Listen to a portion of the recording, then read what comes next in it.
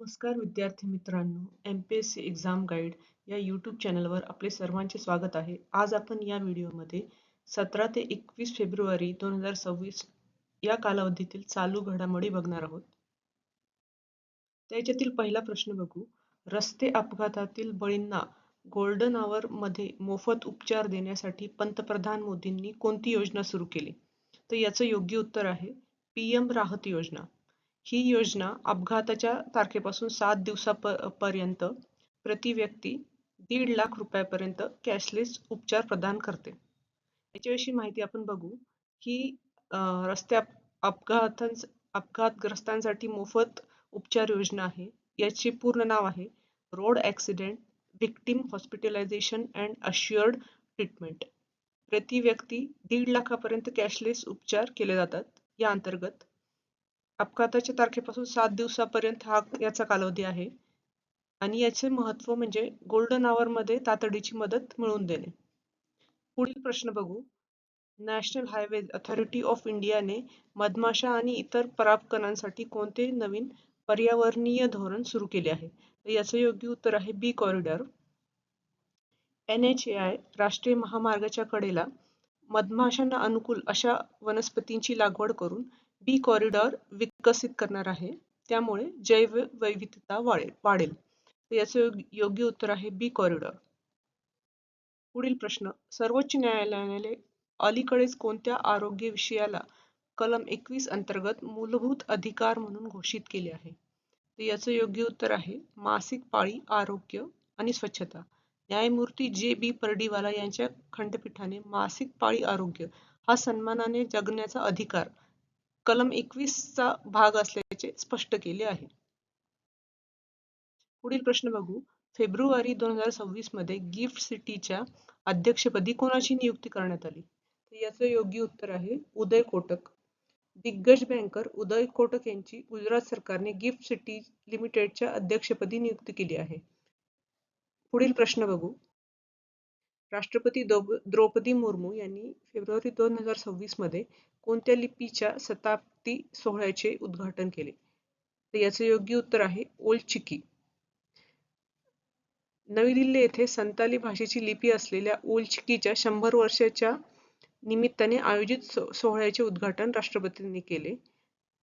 पंडित रघुनाथ मुर्मू यांनी 1925 मध्ये ही लिपी शोधली. त्याच्याविषयी पुढील प्रश्न बघू. शेतकऱ्यांसाठी भारत विस्तार हे पोर्टल AI आधारित डिजिटल पोर्टल कोठे लॉन्च करण्यात आले आहे? याचं योग्य उत्तर आहे जयपूर, राजस्थान.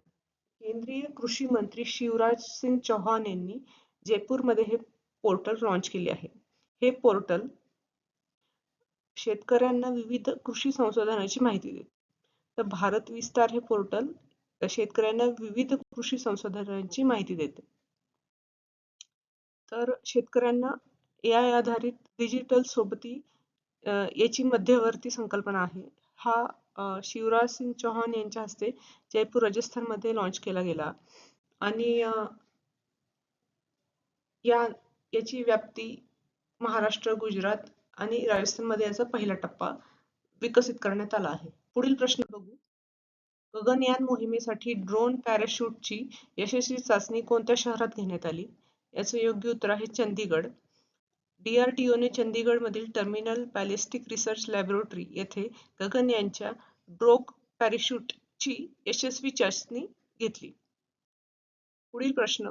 फेब्रुवारी 2026 मध्ये बांगलादेशचे 11वे पंतप्रधान म्हणून कोणाला शपथ देण्यात आली? याचे योग्य उत्तर आहे तारिक रहमान. बांगलादेश नॅशनलिस्ट पार्टीचे तारिक रहमान यांनी 2026च्या सार्वत्रिक निवडणुकीनंतर पंतप्रधान म्हणून शपथ घेतली.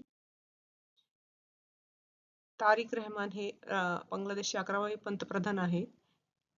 मोहम्मद युनूस यांच्या 18 महिन्याच्या अंतरिम प्रशासनानंतर त्यांची नियुक्ती करण्यात आली. त्यांच्या पक्षाने आणि BNP आणि त्यांच्या मित्र पक्षाने 212 जागांवर विजय मिळवला. जुलै क्रांतीनंतरचे हे पहिले पंतप्रधान आहेत. आशियातील सर्वात मोठा लाईफ सायन्सेस आणि health take platform bio Asia कोठे आयोजित करण्यात आला? याचे योग्य उत्तर आहे हैदराबाद तेलंगणाचे मुख्यमंत्री रेवंत रेड्डी यांनी हैदराबादमध्ये 23व्या बायो एशिया परिषदेचे उद्घाटन केले. याची थीम आहे tech bio unleashed. BBC Indian sports woman of the year 2025 पुरस्कार कोणाला देण्यात आला? याचं योग्य उत्तर आहे स्मृती मंधाना. स्टार क्रिकेटपटू स्मृती मंधानाला 2025च्या क्रिकेट विश्वचषकातील उत्कृष्ट कामगिरीसाठी या पुरस्काराने सन्मानित करण्यात आले आहे.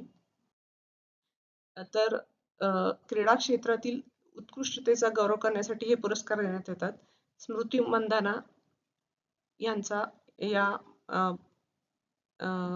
पुरस्कारासाठी निवड झाली. उदयोन्मुख खेळाडू म्हणून दिव्या देशमुख यांची निवड झाली, ज्या बुद्धिबळ खेळतात. पॅरा स्पोर्ट्स वुमन प्रीती पाल. जीवन गौरव पुरस्कार अंजली भागवत यांना मिळाला आहे नेमबाजीसाठी. दिल्ली सरकारने जमिनीच्या नोंदीचे आधुनिकीकरण करण्यासाठी कोणती 14 अंकी ओळख क्रमांक प्रणाली सुरू केली आहे? याचं योग्य उत्तर आहे भू आधार. प्रत्येक जमिनीला 14 अंकी भू आधार क्रमांक दिला जाणार आहे.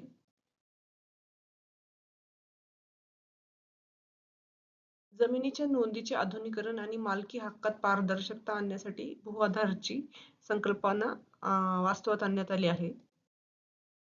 बिहार मंत्रिमंडळाने कोणत्या ठिकाणी नवीन ग्रीनफील्ड आंतरराष्ट्रीय विमानतळ उभारण्यास मंजुरी दिली आहे? याचं योग्य उत्तर आहे सोनपूर. बिहार सरकारने सोनपूर येथे 4200 एकरावर आंतरराष्ट्रीय विमानतळ बांधण्यास मंजुरी दिली आहे, जे पूर्ण झाल्यावर ते भारतातील 5व्या क्रमांकाचे मोठे विमानतळ असेल. पुढील प्रश्न बघू.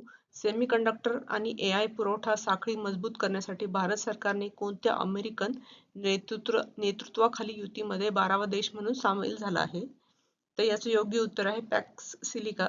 2025 मध्ये स्थापन झालेल्या या युतीत डिसेंबर 2025 मध्ये स्थापन झालेल्या या युतीत भारत 12वा सदस्य म्हणून सामील झाला आहे, ज्याचे उद्दिष्ट सेमीकंडक्टर क्षेत्रात चीनवरील अवलंबित्व कमी करणे आहे. तर विद्यार्थी मित्रांनो, तुम्हाला हे जर प्रश्न आवडले असतील तर आत्ताच या व्हिडिओला लाईक करा, शेअर करा आणि MPSC एक्झाम गाईड या YouTube चॅनलला आजच सबस्क्राईब करा. धन्यवाद.